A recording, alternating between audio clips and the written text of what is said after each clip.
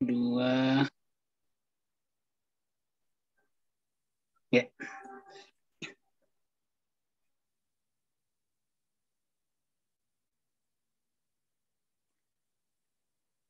Assalamualaikum warahmatullahi wabarakatuh. Asyhadu an la ilaha illallah wahdahu la syarikalah wa asyhadu anna Muhammadan abduhu wa rasuluh. Amma ba'du fa a'udzu billahi minasyaitonir rajim. Bismillahirrahmanirrahim. Rekan-rekan Hudam dan adik-adik Atfal yang Bapak hormati, Bapak sayangi, Bapak cintai. Alhamdulillah dengan karunia Allah Ta'ala kita dapat menghadiri Pekan Atfal Nasional, dan pada kesempatan ini marilah kita panjatkan puji sanjung kepada Allah Ta'ala karena berkat rahmat dan karunia-Nya kita dapat menghadiri acara berberkah ini. Shalawat serta salam tak lupa kita curah limpahkan kepada junjungan kita Nabi besar Nabiyana wa Habibana Muhammad Mustafa Sallallahu Alaihi Wasallam wa ala alihi wa ashabihi ajma'in. Materi yang telah diamanatkan kepada saya itu berkenaan dengan Mi'raj, Isra, dan pentingnya perintah sholat. Nah, langsung saja untuk mengefektifkan waktu. Allah Ta'ala berfirman di dalam surah Al-Isra atau Bani Israel, surah ke-17 dari Al-Quranul Karim, Subhanalladzi asra bi'abdihi laylam minal masjidil haram ilal masjidil aqsa alladzi barakna haulahu linuriyahu min ayatina innahu huwas samiul basir. Terjemahannya ialah, Maha suci Allah yang telah memperjalankan hambanya kepada malam hari dari Masjidil Haram ke Masjidil Aqsa yang telah kami berkati sekelilingnya agar kami perlihatkan kepadanya sebagian tanda-tanda kebesaran kami. Sesungguhnya Dia Maha mendengar, Maha melihat. Baik, itu ayat berkenaan dengan peristiwa Isra yang menjadi bukti bahwa perjalanan ini nyata terjadi kan.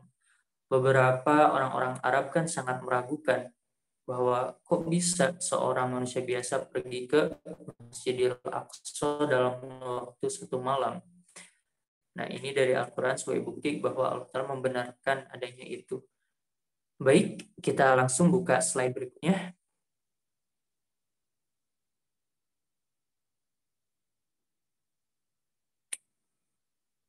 Slide berikutnya. Oke.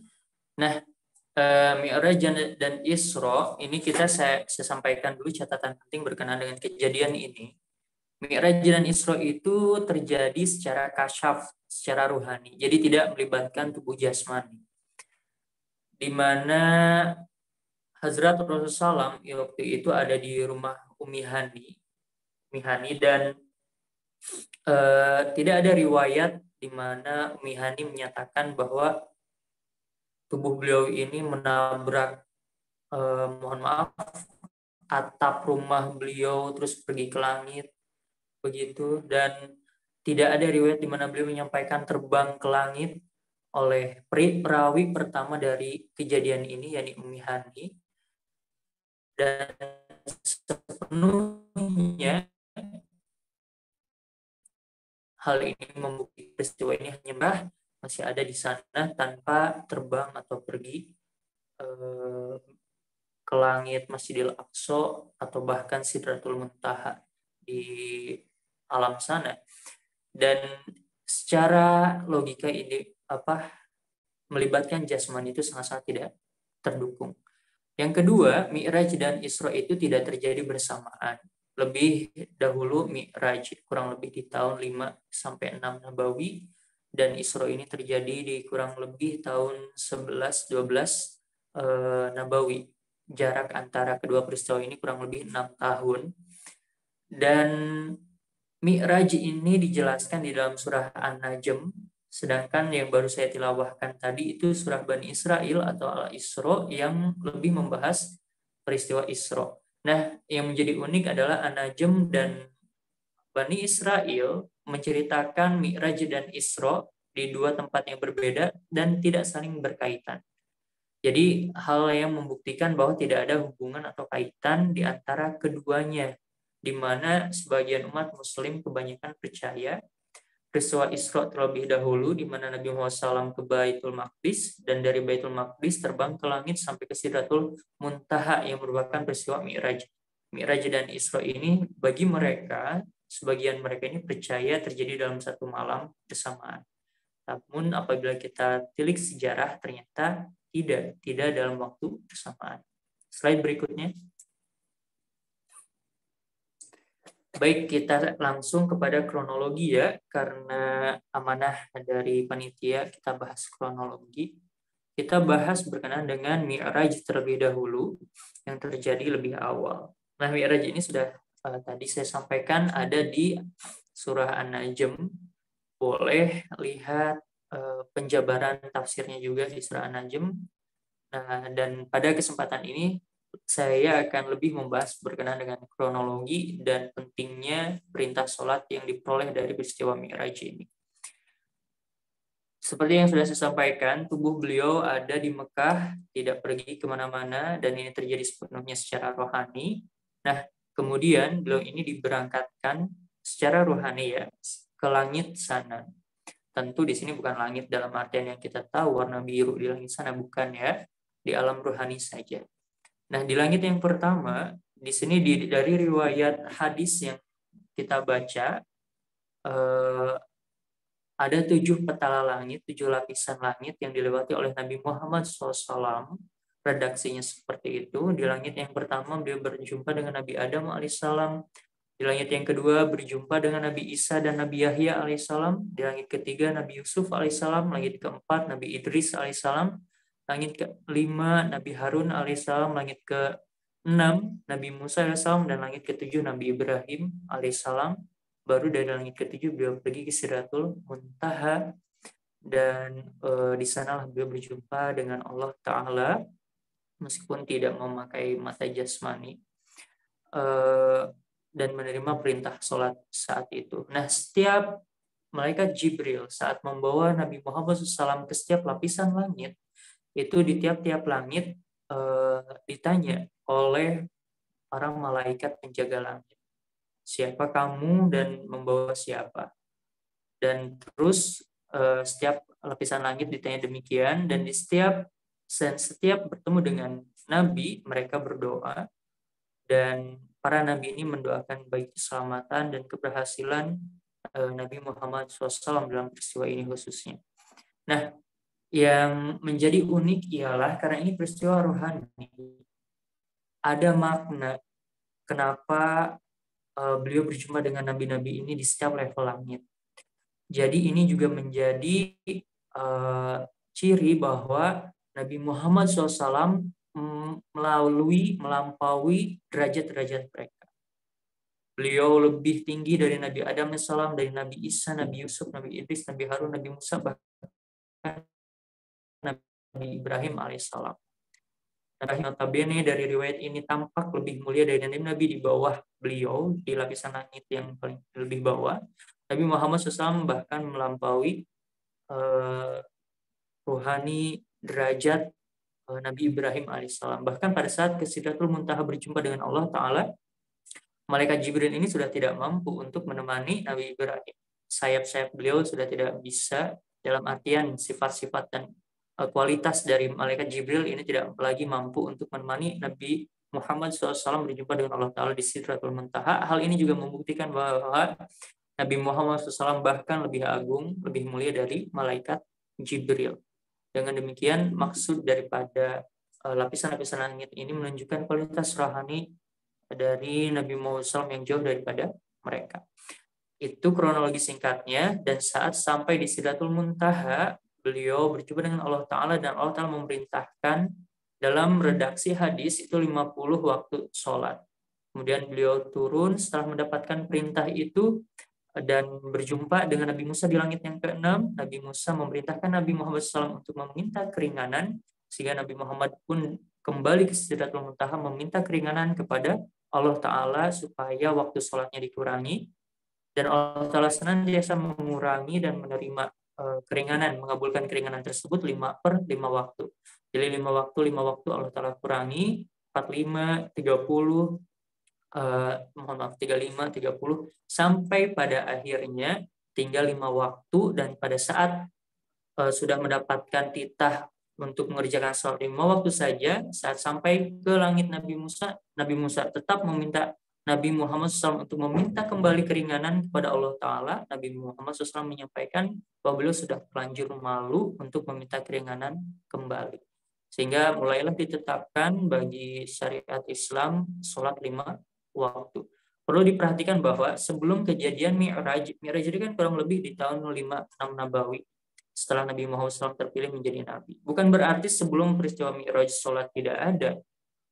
Bukan berarti Nabi Muhammad SAW dari awal kenabian tidak menjalankan ibadah sholat. Dari peristiwa Mi'raj hanya dibulatkan atau ditetapkan waktu 5 waktu, sholat fardu 5 waktu.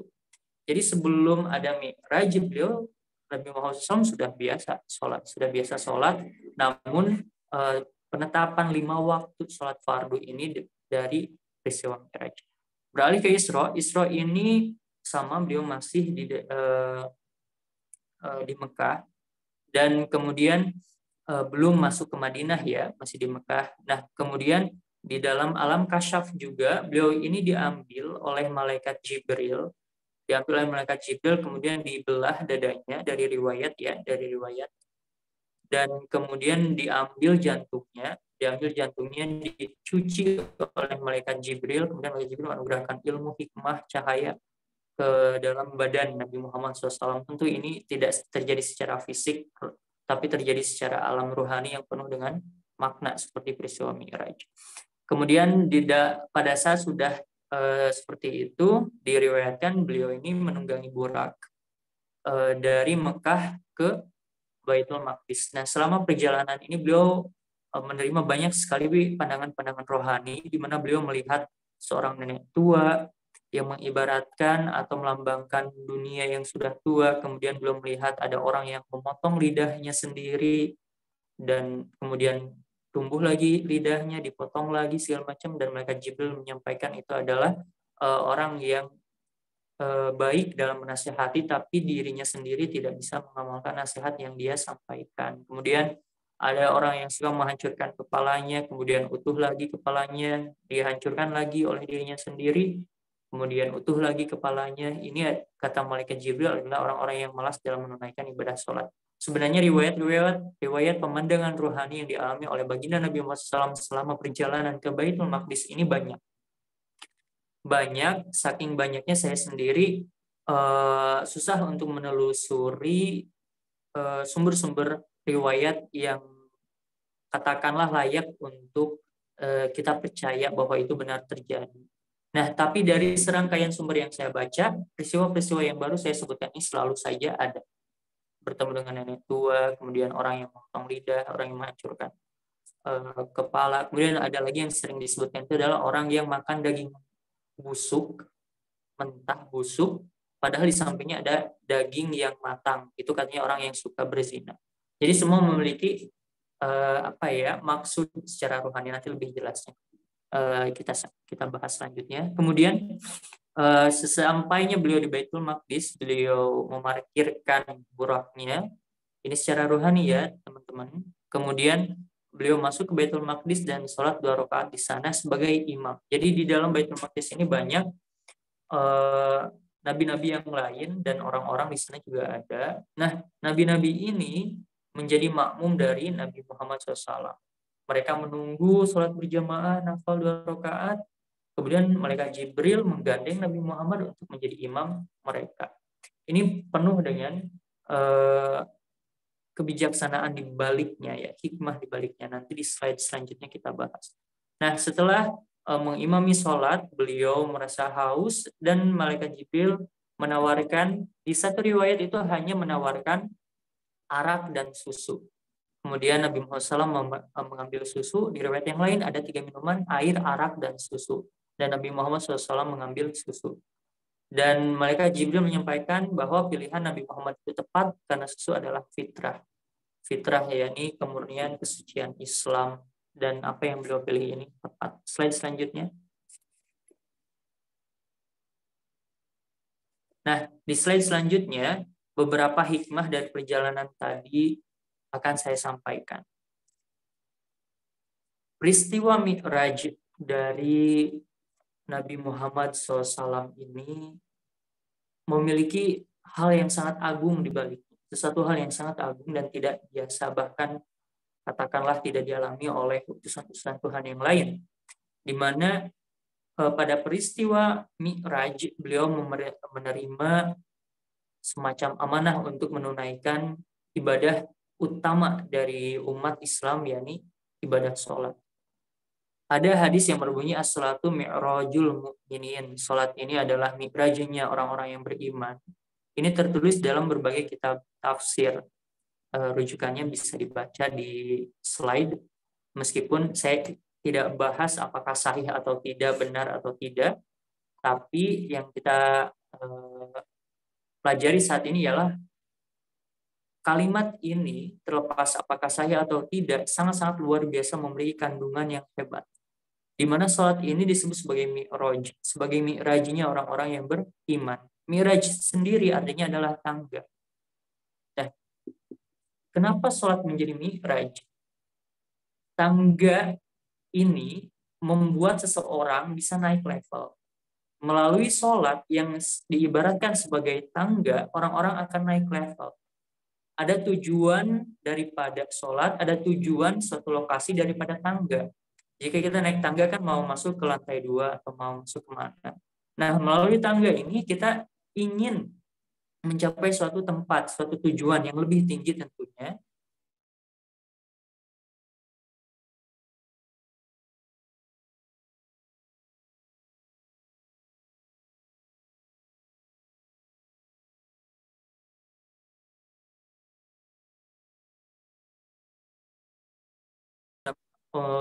Meniru, memperoleh Allah Ta'ala, dan sholat adalah caranya. Akan sangat mustahil seseorang mendapatkan tujuan ini tanpa menaiki tangga. Karena sudah ada tujuan, sudah ada lokasi yang perlu kita gapai, dan kita tidak mungkin bisa masuk ke sana tanpa suatu jalan, tanpa suatu tangga ini.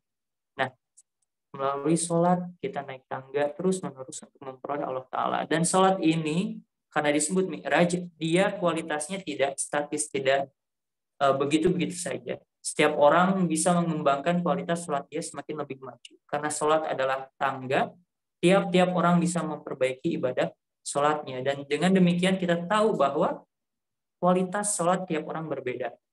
Karena dia tangga. Kita tidak tahu kita ada di anak tangga mana, dan orang lain ada di anak tangga mana. Mana yang lebih dekat kepada tujuan, mana yang lebih atas, mana yang lebih bawah. Tidak tahu. Uniknya, sholat ini menandakan kualitas rohani seseorang. Kalau rohani lebih baik, kualitas sholatnya lebih baik, dan dia menjadi lebih dekat dengan Allah Ta'ala. Dan sholat menjadi sarana yang sangat efektif untuk mendekatkan diri kepada Allah Ta'ala. Nah, kemudian, sholat adalah melalui mi'raj ini, mengapa sangat luar biasa penting, luar biasa, satu-satunya ibadah dan amalan yang langsung diperintahkan dan disampaikan oleh Allah Ta'ala dalam sebuah perjumpaan tanpa perantara malaikat. Kalau kita lihat perintah apa, klarifikasi apa, ilmu pengetahuan apa, Allah Ta'ala kasih melalui malaikat Jibril turun ke bumi berjumpa dengan Nabi Muhammad SAW.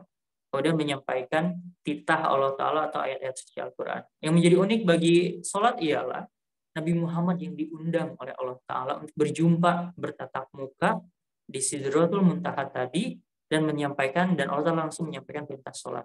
Demikian agungnya ini perintah sholat, yang bahkan bagi Allah Ta'ala merasa ridho, senang kalau disampaikan secara langsung tanpa perantara. Dari sana sudah ketahuan hebatnya sholat dan pentingnya ibadah sholat dari peristiwa Mi'raj ini. Kemudian yang ketiga, tujuan dan hikmah rangkaian peristiwa Mi'raj adalah sepenuhnya perintah sholat. Jauh-jauh, katakanlah ke Sidratul Muntaha, bertemu dengan berbagai nabi, tujuannya satu tadi, untuk mendapatkan perintah sholat. Yang keempat, hakikat dibalik imamah atau menjadi imamnya Nabi Muhammad di Baitul Maqdis dengan makmum banyak nabi dan umat. Semua umat nabi-nabi tersebut akan beat dan menjadi pengikut Nabi Muhammad SAW, suatu nubuatan akan kejayaan Islam di akhir zaman. Kan beliau ini di Baitul Maqdis, ini di luar Mi'raj. Di Baitul Maqdis kan menjadi imam. dari semua nabi dan umat manusia saat itu yang ada di sana. Ini menjadi nubuatan kalau umat nabi-nabi itu ya umat Nabi Isa, Nabi Musa alaihissalam kelak akan berbeat kepada Nabi Muhammad SAW dan menjadi pengikut Islam. Suatu nubuatan. Jadi peristiwa Isra itu tidak hanya itu saja, tidak hanya sekedar ke Baitul Maqdis, pengalaman rohani tersebut, tidak hanya sekedar itu, bahkan menjadi nubuatan luar biasa ke depan bagi Islam. Bahwa nabi-nabi dan umatnya kelak itu akan mengikuti dan menjadi pengikut dari baginda Nabi Muhammad SAW.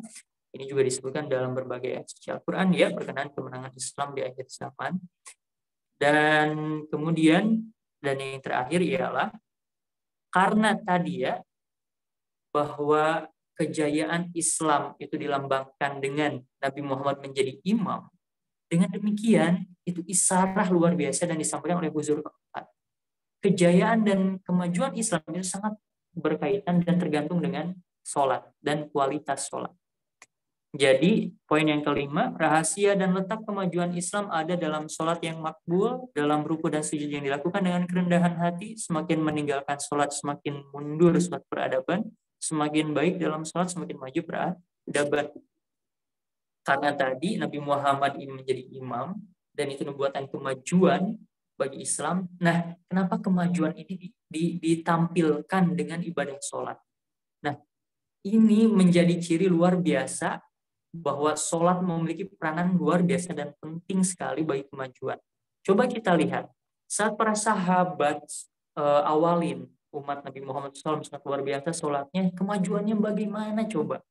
Luar biasa diraih, Persia, Roma takluk ya oleh sujud-sujud dan ruku-ruku mereka, sehingga Huzur keempat rahmatullah alaih dalam khutbah beliau, rahasia kemajuan dan kejayaan jemaah Ahmadiyah itu terletak dalam ruku dan sujud yang dilakukan dengan kerendahan hati.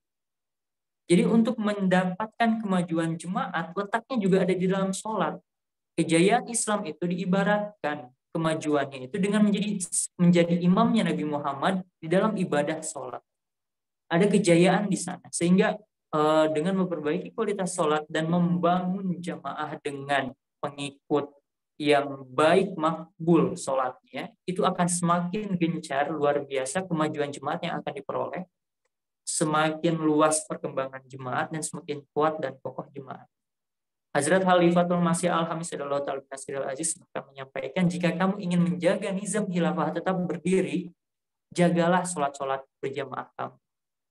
Kenapa sholat berjamaah mampu menjaga khilafah? Kenapa Huzur luar biasa? Kalau kita ingin menjaga khilafah, kita harus jaga sholat berjamaah kita. Melalui sholat berjamaah, secara psikologis menanamkan kepada para makmum untuk taat patuh pada satu imam. Saat orang-orang terbiasa patuh dan manut terhadap satu keputusan imam, khilafah insya Allah akan tetap terjaga. Saat orang-orang memiliki pandangan sendiri dan menolak pendapat khilafah, kita lihat sejarah Khalifatul Rasyidin. Ya, saat orang-orang tidak lagi berkenan taat kepada Hazrat Khalifah dan termakan fitnah orang-orang, khilafah mereka bunuh, para khalifah mereka bunuh, dan Allah telah cabut nikmat khilafah tersebut. Nah, karena tadi tidak ada kesepakatan pendapat dan pemikiran kita dengan Hazrat Khalifah. Nah, saat kita mau menjaga, itu sholat bisa menjaganya. Bisa menanamkan secara psikis dari kecil bahwa kita harus taat kepada satu imam.